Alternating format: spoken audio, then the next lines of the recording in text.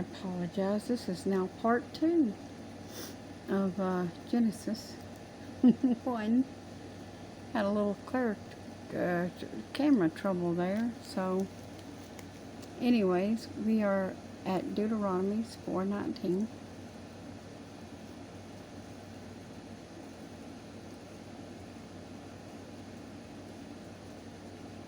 And make sure I am in the right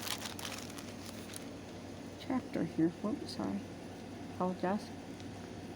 4:19. Deuteronomy 4:19. Deuteronomy, in case you don't realize what that is, for those of you that don't study much, 4:19. And lest thou lift up thine eyes unto the heaven, and when thou seest the sun and the moon and the stars, even the host of heaven, shouldest be driven to worship them, and to serve them, which the Lord thy God hath divided unto all nations under the whole heaven. I'm going to go into that a little bit here. We have this going on. We got people call themselves astrologers and whatnot. They're studying these things for their benefit. They put out that witchcraft stuff called horoscopes and numerology, things like that. Things we're not supposed to be doing. That's not why God provided the stars and things up there for us to use as a time clock. It wasn't so that we could read stars and signs and say that we're this and we're that. You are what God Himself says you are, not what man says you are. If you listen to those stupid horoscopes and stuff, they'll have you believing you're a pink rabbit with Energizer batteries stuck out your back before it's over with, and that you're running around here with mechanical parts, and that you are not a real boy, Pinocchio. Oh wait, they've already got you believing you're not real boys, Pinocchio, and got you changing the thing God built into something else, right? Well, listen, Pinocchio. Papa Geppetto, that would be Jesus, that's God. He built you to be what you came out as. If you were born a male, that is what you are. You cannot change Papa Geppetto's plan. You cannot be a real boy by surgery if you were born a girl. You may get a part added to you that you did not come with. And by their sorceries and of pharmakia, you may prevent certain aspects of your own body from growing.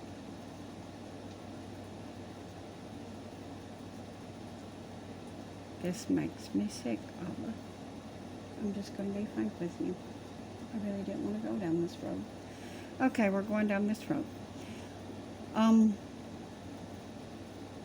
But listen, Papa Geppetto, let's get back to this. I'm saying Papa Geppetto because children can relate to that. Jesus is our Papa Geppetto, okay? He's God. If any children happen to hear this or see this video, God loves you as you are built, as He built you. He made you perfect. We are fearfully and wonderfully made. You can look that up. It's in Psalms. We are fearfully and wonderfully made. Put it in your search engine. That statement, fearfully and wonderfully made, and it'll tell you exactly where in Psalms. And you go read it for yourself. You are beautiful the way that you are, the way that you were created. All of you, no matter your age, are beautifully created by God from the womb. No matter what you were born with or without, you are still beautiful. God is able to fix that. He doesn't need man's help. As you trust Him and come to Him, He will fix it if it needs fixing. He will fix it if it needs fixing. But listen,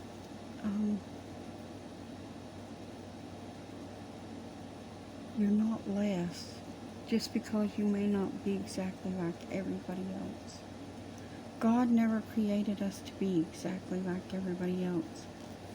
Now we see we have references here, so let's follow those.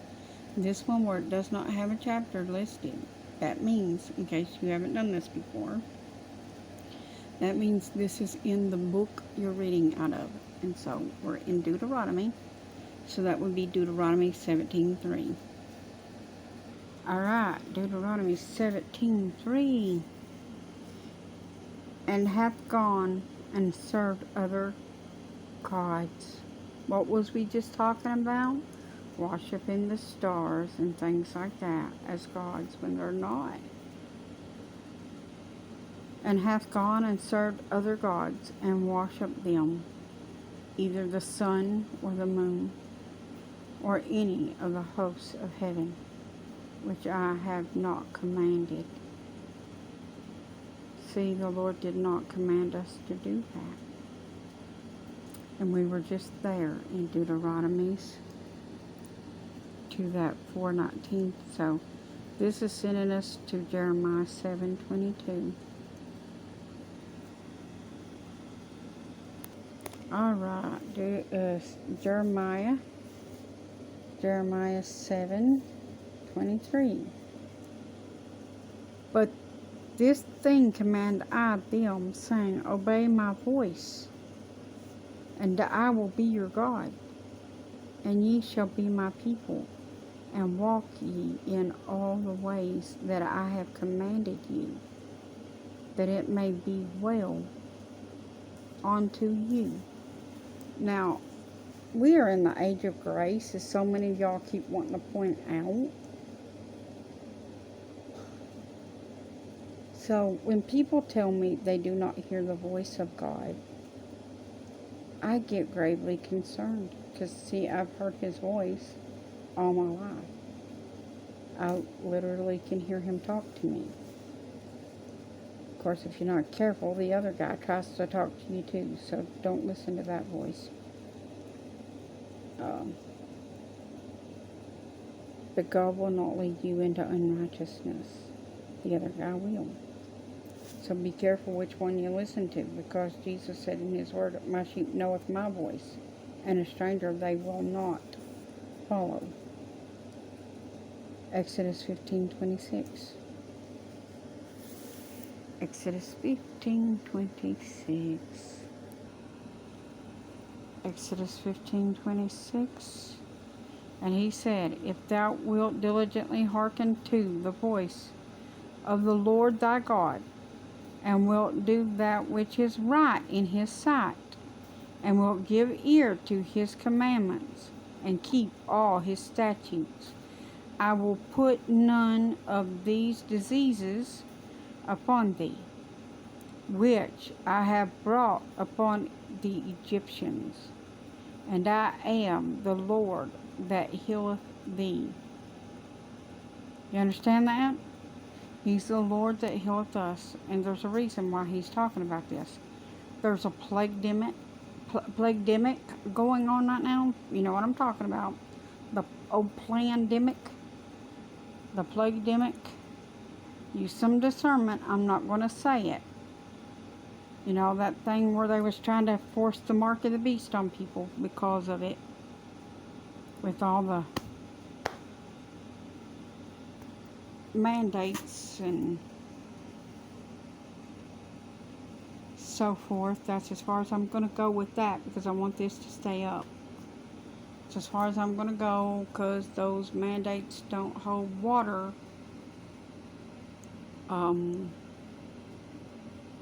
It's illegal here. we are still in a country where we are free to live under God's rule.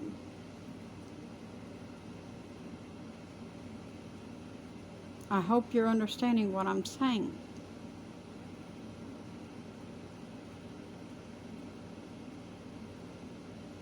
We're still in a country where we are free to live under God's rule. We still have our God-given rights to protect our temple as we see fit. But are you listening to God, or are you listening to man? Man who is beast. Okay, now I don't want to forget what I'm doing here, so make sure. Okay, now back to Deuteronomies for a second, because we still had a reference there of Romans 1:25. Now this is more just, I know it's not a big hoo-ha message, but this is trying to explain the creation and trying to put down some of the lies that have been projected over the years. Now we got Romans 1:25, who changed the truth of God into a lie, and worshipped and served the creature more than the Creator, who is blessed for ever. Amen. You understand? People, there are a lot of graven images been set up lately. I'm going to cover this right here because we got some runoffs right here. I'm going to get into them right here in just a second. But I'm going to cover this right here. We have these graven images everywhere. And people said to me, because I went to the Georgia Guidestones, like Jesus told me, in March. And I marched around them 7 times, like he said, so that they would fall. So that he would bring them down to the ground, however he was going to do it. I did not know what his plans were. I just know he commanded me to go march around them and to prophesy to the stones that they were going to come down. So I did exactly as he said. I went and I done that, and people got angry about it. And they wanted to know why. And how does that go against the Word of God? And so forth like that. Well, I told them, because, for starters, 500 million people is not a third of the earth. It's said to keep the population 500 million or less, you know. No, that's not what the written word says. The written word says that only a third would die. And then the written word said that the riders of apocalypse would only be given control over a 4th part of the earth. Now, let's talk about that 4th part of the earth one more time right here.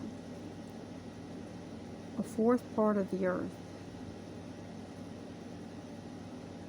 And if you're still viewing the earth as a circle, or a ball, or a globe, or, you know, a round spherical object, I'm sorry for you. That is not what it is. There are 4 corners. There are 4 corners to the earth. Not 3 points, 4. There's a reason why God did that. There is a reason why God does everything that he does.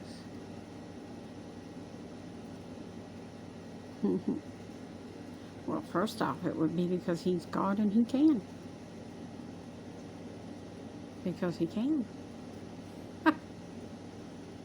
Because what he says becomes so. We read that already. Alright, let's get into this Thessalonians thing. I'm picking up tape from places. Okay, let's get into this First Thessalonians 1:9. First Thessalonians 1:9. For they themselves show us what manner of entering in we had unto you, and how ye turned to God from idols to serve the living God. The living and true God, Sorry about that. For they themselves show us what manner of entering in we had unto you, and how ye turned to God from idols to serve the living and true God. See what we're supposed to be doing? We're not supposed to be serving idols. But I was talking to you about the guidestones. They wanted to know why. Well, I was telling you some of the other aspects that I told them, and I waited for them to tell me the main reason. But nobody could get it. And some of those people called themselves Christian. How about the Great Commandment, y'all? How about the Great Commandment? Thou shalt not have any gods before me. Thou shalt not make unto thee any graven images. Those stones were graven image. Okay, I don't know how else to explain them. When I saw them, to me they looked like giant tombstones in a cow pasture. And I couldn't understand why giant tombstones in a cow pasture warranted so much surveillance. There were a lot of surveillance videos on those, so I had no clue why. And see, there's a big lie right now saying that someone put an explosive on those, and they've got this footage and it shows a man running, but yet there's no timestamp on that video. There's a timestamp on the video that I placed up that shows light hitting the top of that. Light, as in like lightning, hitting the top of that stone, the capstone actually, and it penetrated down through the one Aramaic stone, the one with the Aramaic writing on it. Now, the man that supposedly placed an explosive, he didn't climb up there and place that on the top of that capstone. He didn't have no ladder. He didn't have any ladder in his pocket. He didn't have no way of getting up on the top of them real tall, high stones. It's way, way, way up. Did he float up there? Did he grow wings and fly? Now, if he grow wings and fly, I'm going to be upset because I'm going to want to know where mine is. Anyhow.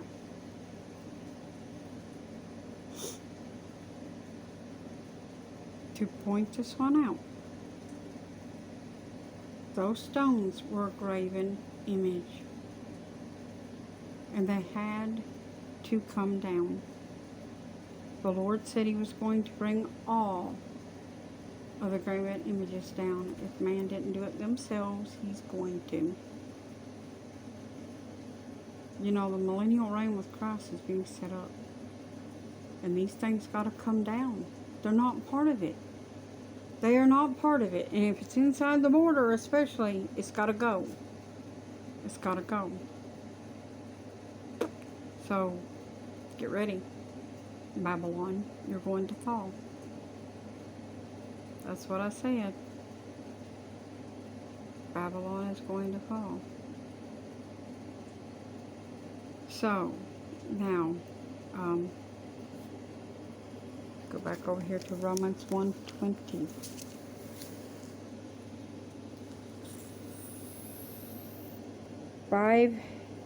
And see what that other reference was. Isaiah 44:22.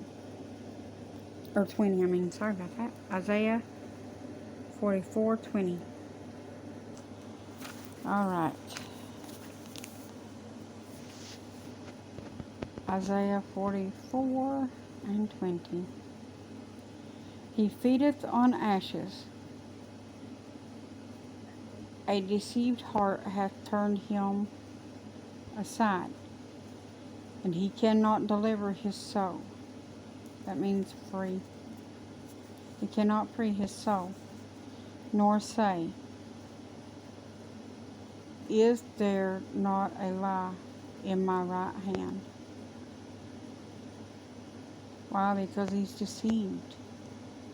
He's deceived people. And what are we talking about right here, right now? What have we been talking about? Deception. Deception, right? We have been talking about deception this whole time, right? And how man has been believing a lie for years and years and years. And now here we are. Here we are. Man stuck with so many lies. See, because Satan lied from the beginning, right?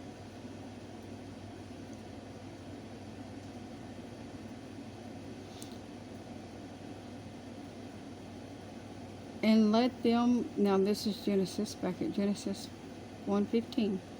And let them be for lights in the firmament of heaven, to give light upon the earth. And it was so. Now that's lights in the firmament. That's luminaries or light bearers.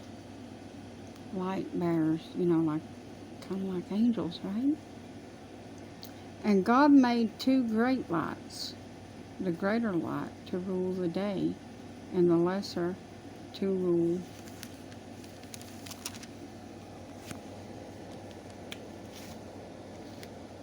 the night.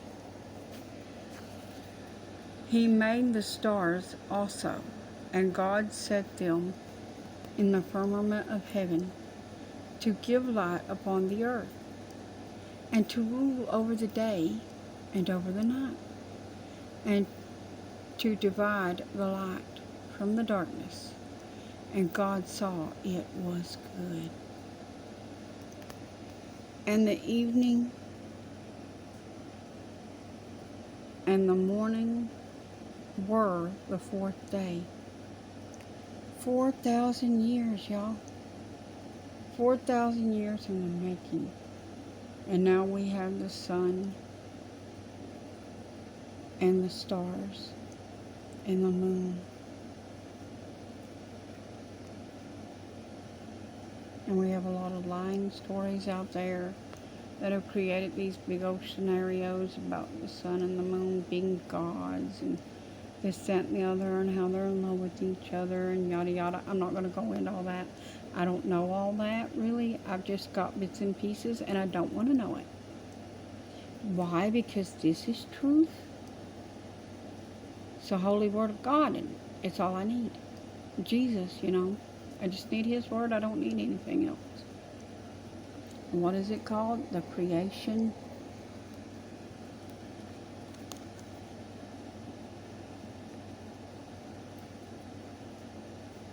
And God said, let the waters bring forth abundantly the moving creature that hath life, and fowl that may fly above the earth in the open firmament of heaven.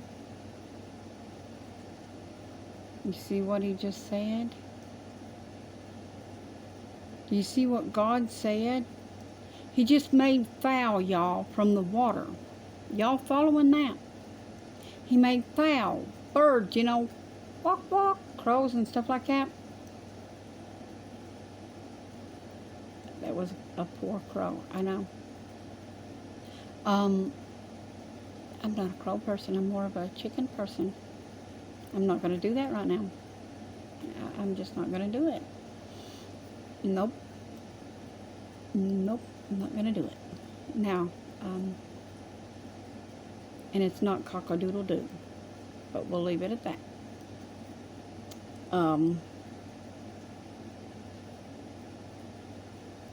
But anyways, he made fowl, y'all, out of the water. You see,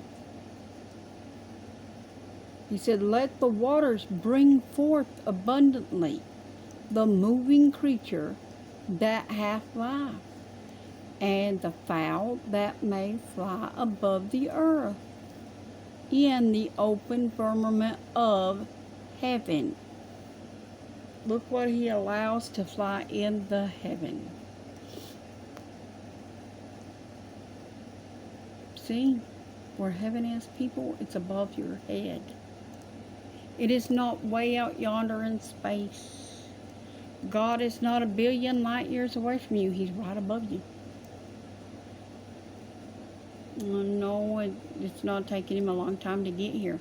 You know them things, the clouds that float around all the time, and he cometh in the clouds, y'all. He's always watching. He's always watching you.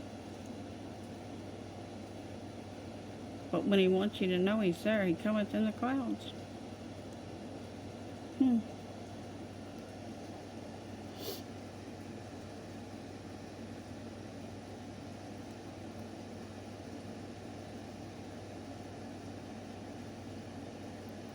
And God created great whales, and every living creature that moveth, which the waters brought forth abundantly after their kind, and every winged fowl after his kind. And God saw that it was good. And God blessed them, saying, be fruitful and multiply, and fill the waters in the seas, and let fowl multiply in the earth. You hear that? And the evening and the morning were the 5th day. Oh my God, now we have fish, we have whales, we have big, marine life, mammals and things in the waters. And that's not evolution, y'all. That's creation. Creation, not evolution. 5,000 years. 5,000 years God was creating this stuff. But see, he's an artist, and an artist takes time to make things. So, because our time is jacked up, we think God is slow at doing things. No, Satan just wants us to think that God is still quick. Things still come instantly. Boom, boom, boom.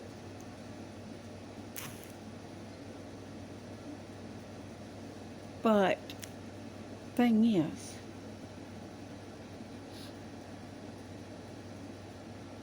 we want it right now, instant. Like we get these instant messages.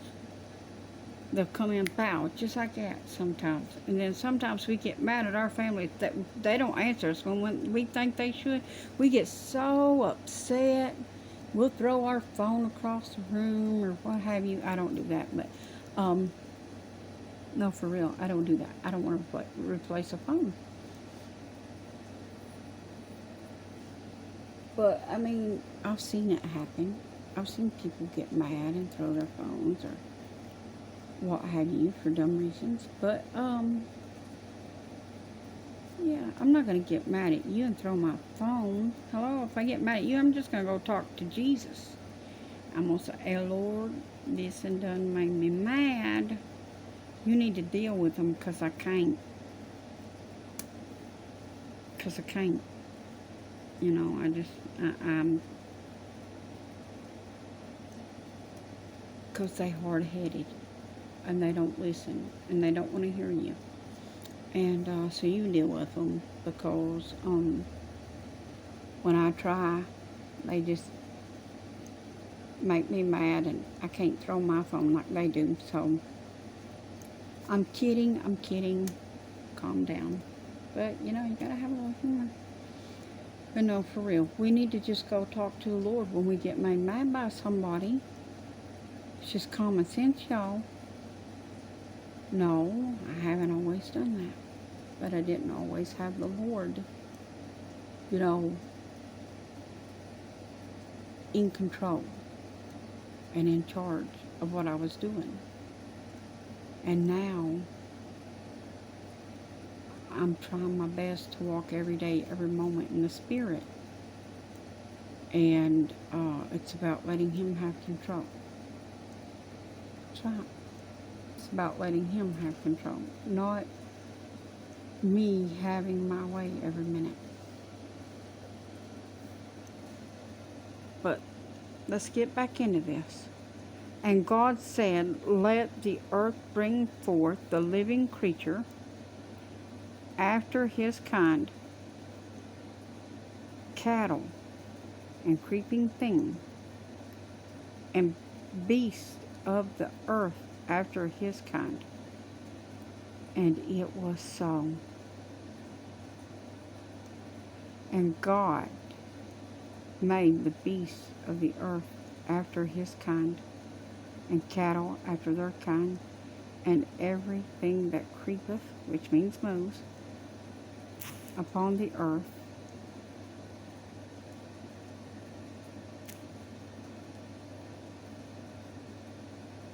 Everything that creepeth upon the earth after his kind, and God saw that it was good. And God said, let us make man in our image, after our likeness, and let them have dominion over the fish of the sea. Oh my God.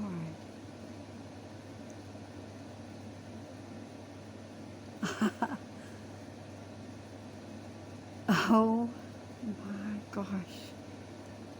I just got a huge revelation, y'all. I'm going to give it to you. I'm going to give it to you.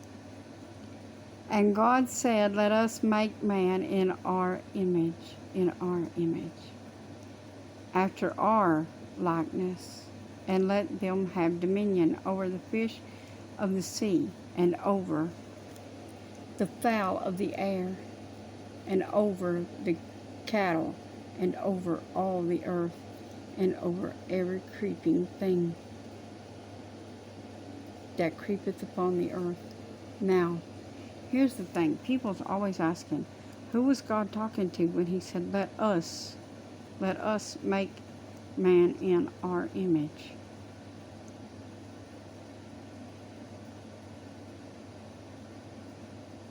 I used to think it was God, the Father, talking to God, the Son. And I was satisfied with that. But no, it wasn't. Because Jesus is God the Father and the Son. So it didn't make any sense for a long time. So I just let it go. I figured Jesus would reveal it to me when it was time. I guess it's that time.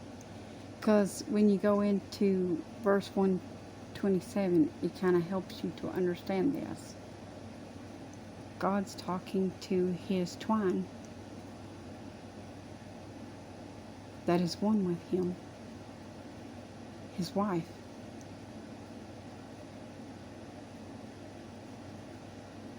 I don't care if you believe that or not, but I'm going to show you some more of how you can see that.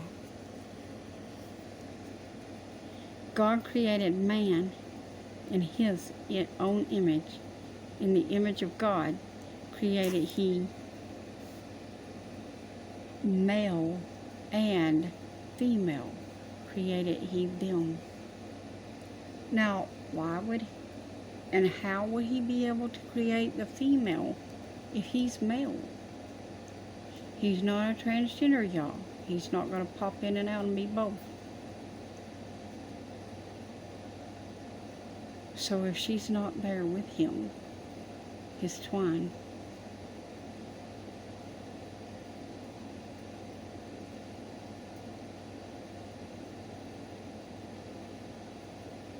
if she's not there with him,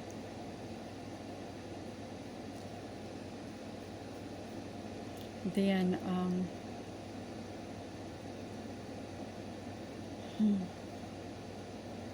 Indeed, my Lord. Indeed.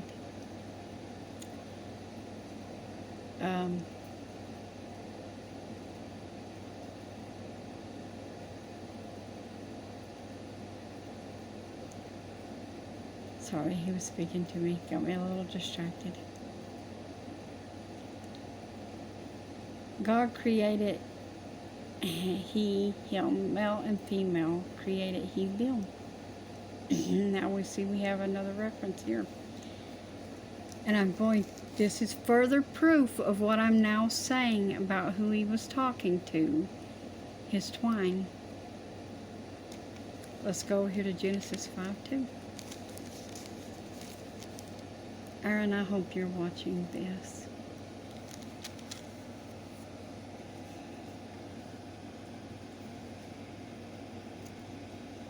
Genesis 5:2. Male and female created he them, and blessed them, and called their name Adam, in the day when they were created.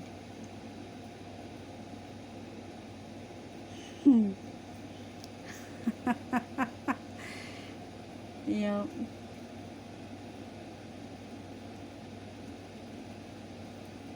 I love when you get me in the middle of one thing and you start teaching me something else. I just love that, Jesus. That is just the bomb. You see that? Male and female created he them, and he blessed them, and called their name Adam. See, he made no difference in male or female. He called them both Adam. And in the day when they were, he called them both Adam in the day when they were created.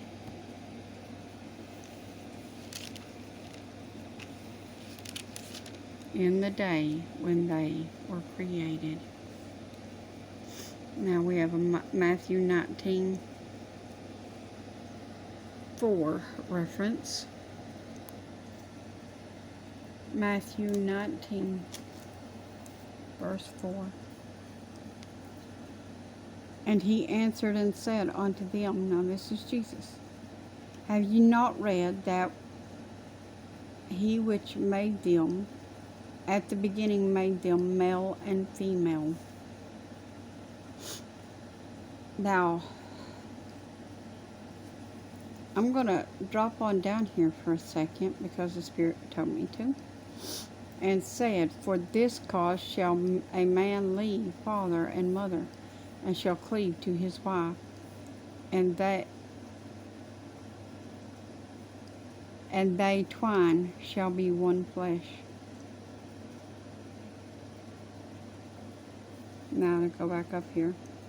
We've covered Genesis 1:27. We've covered Genesis 5:2. And their name shall be called Adam. Because he makes no respect in them. It was Adam himself who named Eve.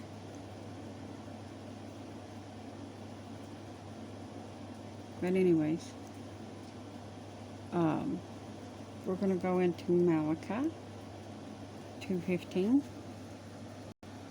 Malachi 2:15. And did not he make one? See what he's saying there? And did not he make one? Yet had he the residue of the Spirit, and wherefore one? That he might seek a godly seed. Therefore take heed to your spirit, and let none deal treacherously against the wife of his youth. You're not supposed to deal treacherously with your godly twine. If God has joined you together with somebody, you're supposed to be good to them. You're not supposed to seek to harm them. You're supposed to love and cherish them. Look after their soul. do the right thing.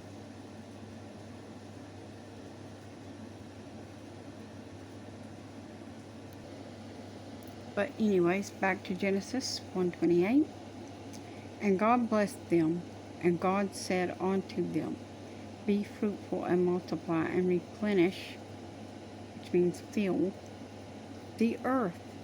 Another reason why the Godstones had to come down. I talked to you about that already. Those Godstones were not guiding us toward anything that God ever did. And God blessed them, and God said unto them, Be fruitful and multiply. He was talking to the male and the female. And subdue it.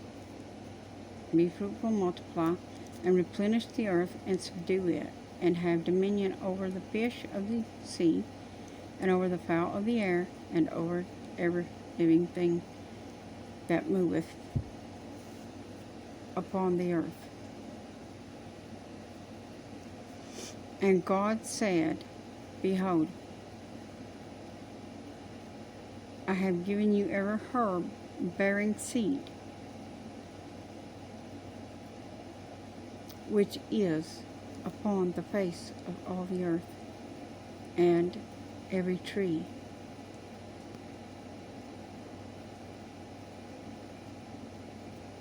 in the which is the fruit of the tree.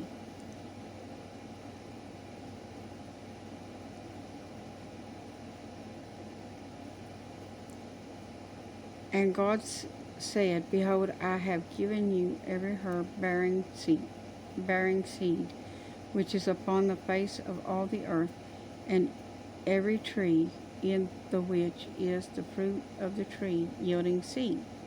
To you it shall be for meat, which is food,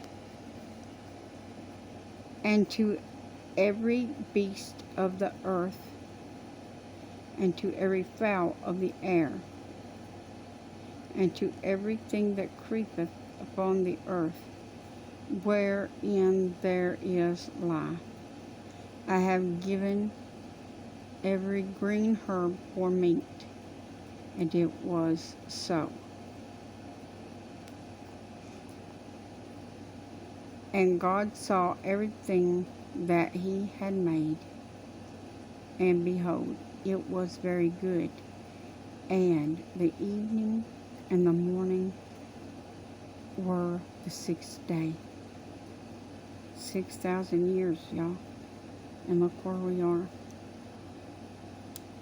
This is where we are right now in creation. The sixth day. And the rest of this book explains it out. Where we are. This shows us how God did it up to the sixth day. This chapter goes on into the seventh day. I'll get into that in just a few minutes. But first, I want to show you something. Now look, we have here, he has now created male and female, and he's telling them about the food that he created. The food in which he created here. And that was on the third day. The third day, he created the food. The sixth day, he created man. The 6,000th year, he created man.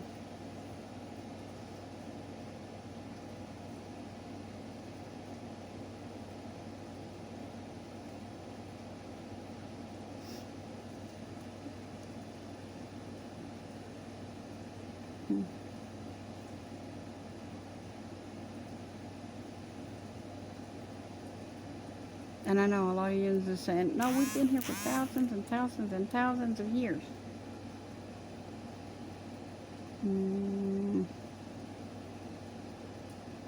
That's not what the Bible says.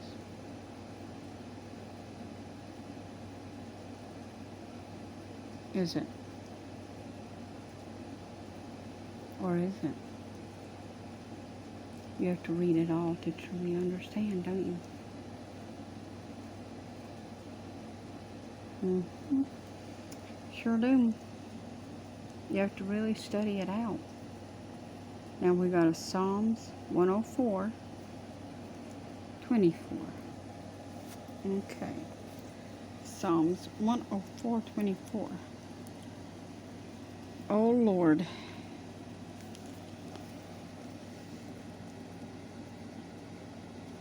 O Lord, how manifold are thy works! In wisdom hast thou made them all. The earth is full of thy riches. The earth is full of God's riches. God's riches doesn't run out. He's God. He's the creator. He creates all things new every day. All the time. The only day he doesn't create is on the Sabbath, right? That manifold means many, by the way. And then we're going to go into Jeremiah 10:12. Jeremiah 10:12. Jeremiah 10:12. He hath made the earth by his power. He hath established the world by his wisdom. The world, not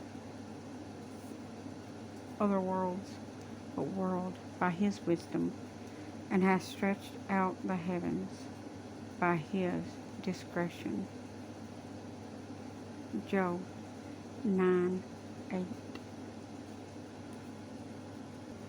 Okay. Job 9, verse 8. Which alone spreadeth out the heavens, and treadeth upon the waves of the sea. Psalm 77:19. Thy way is in the sea, and thy path is the great waters, and thy footsteps are not known. Isaiah 51:10. Isaiah 51:10. Art thou not it which hath dried the sea, the waters of the great depth, that hath made the depths of the sea a way for the ransom to pass over?